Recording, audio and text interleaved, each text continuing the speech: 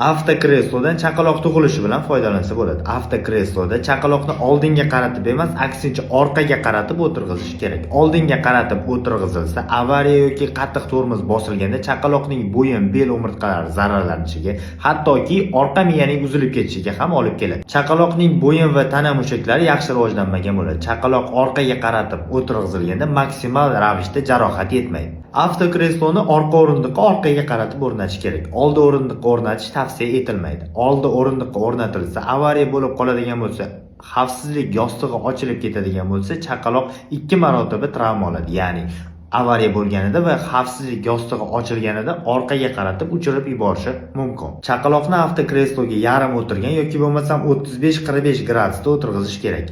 To'liq o'tirg'izib qo'yish mumkin emas. 1 yoshgacha bo'lgan chaqaloqlar faqat orqaga qaratib o'tirg'iziladi. 1 yoshdan keyin chaqaloqning bo'yin va tana mushaklari yaxshi rivojlanib olgandan keyin oldinga qaratib o'tirg'izish ham mumkin.